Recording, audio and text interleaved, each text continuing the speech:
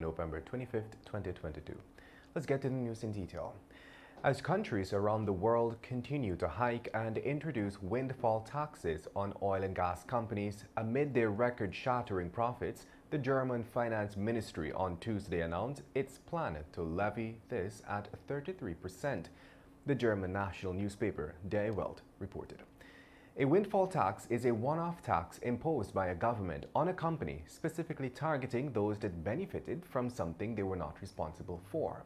In this instance, the ongoing Russia-Ukraine war has sent oil prices soaring and triggering a cost of living crisis in many countries.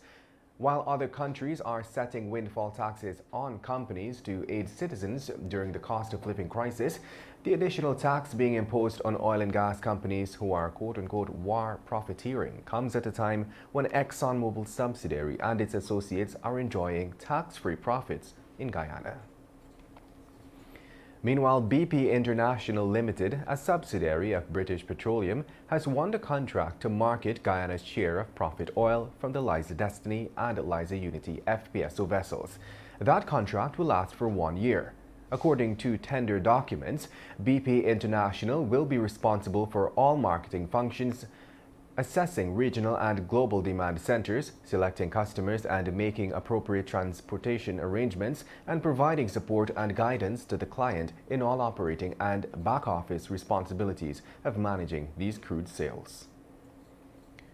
In other news, President Irfan Ali on Thursday announced salary adjustments for members of the disciplined services, namely the Guyana Police Force, Guyana Defense Force, and the Guyana Fire Service. No salary adjustment has been announced for the Guyana Prison Service. Thursday's announcement will see some 8,000 service men and women benefiting from the new salary scales from January 2023. According to the President, the announcement represents the first phase of additional adjustments to salaries in relation to varying categories of workers. And moving on, Carl Greenidge, Guyana's co-agent and advisor on borders, told the International Court of Justice on Tuesday that Venezuela's preliminary objections to the case are long on rhetoric but short on facts. During the conclusion of the preliminary hearing, Greenidge spoke of how Venezuela has absolutely failed to articulate proper grounds for its reason for asking the court to strike down Guyana's case. Greenidge noted that Venezuela is more interested in continuing to hold on to a falsehood rather than a final and legal pronouncement on the truth. Further, during his presentation, Greenidge also reaffirmed that Guyana has no interest in negotiating a conclusion to the border controversy, but expects the legal one before the ICJ. And just before we head to a short break, let's tell you that a company that was paid $132 million to upgrade the Betva-Wachting to Triumph East Coast Demerara Road project has disappeared. According to Auditor General's 2021 report, some $112 million was overpaid on the 2015 contract signed by the Ministry of Public Works. That amount is yet to be recovered. The report states that a total of $132.6 million was paid to the contractor, of which $20 million was repaid to the government. The report states that the contractor was written to asking for the outstanding amount to be returned on September 11th of 2019 and January 29th of 2020, but no response has been forthcoming. You're listening to Kaieteur Radio 99.1 and of course 99.5 FM. This is your news at noon. We'll take a short break and return.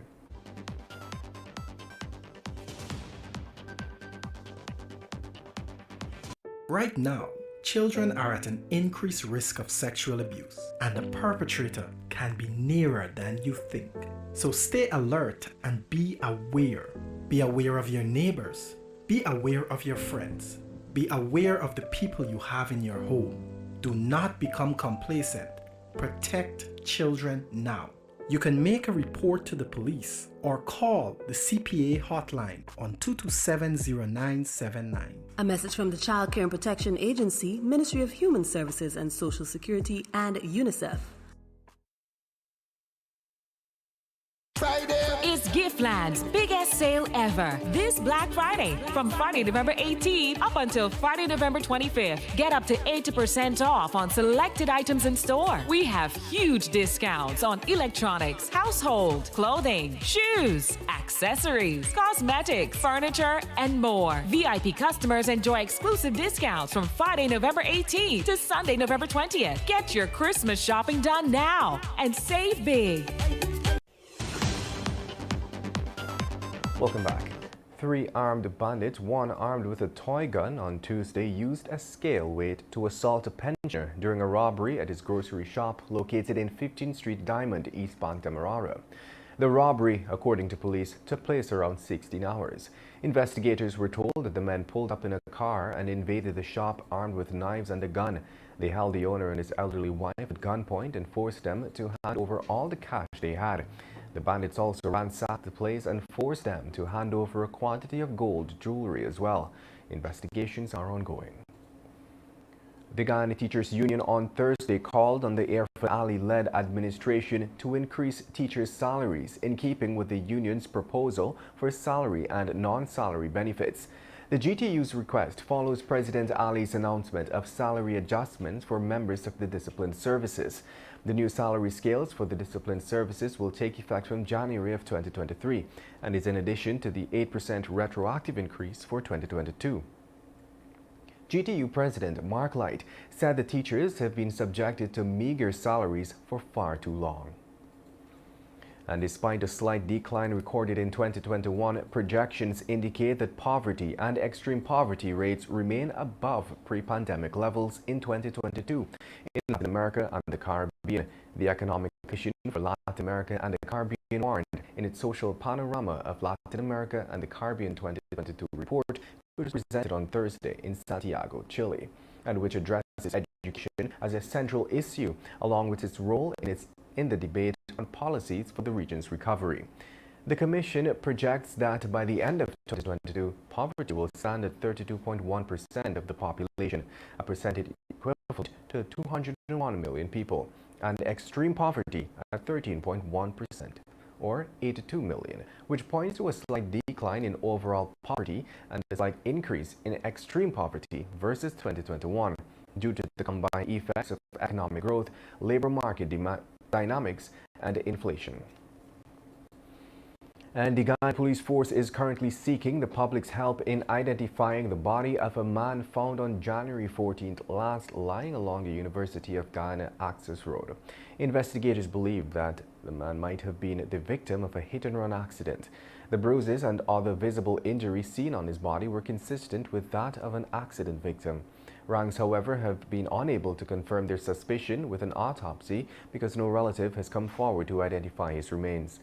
Almost a year has passed since he was found, and police are now asking the public to assist them in identifying his remains. With the time now moving on to 12 hours 13, we wrap things up with the page 7 of today's Kaieteur News.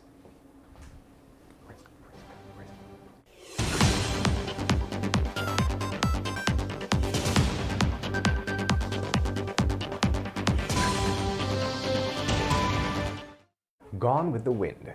We reported last week 2 major nations that are enjoying superior royalty rates for their oil, slapping hefty windfall taxes on companies operating in their backyards. But not so in Guyana, that has the lowest royalty rate of 2%. What is wrong with us? India and England, 2 countries that we share deep historical ties with and nations that we admire for their development, have hiked their windfall taxes twice in months to ensure their citizens benefit from their oil and gas resources. Here in Guyana, our leaders have decided to pay the taxes for the oil companies. And despite the record-shattering profits they are reaping, President Ali and Vice President Jagdeo said they will not demand a windfall tax. With each passing day, Guyana and Exxon remind us of that American classic film, Gone with the Wind. And by the time we wake up, our oil and even the entire country will be gone with the wind. And that brings us to the end of today's News at Noon. I'm Kevin Smith. Thank you for listening.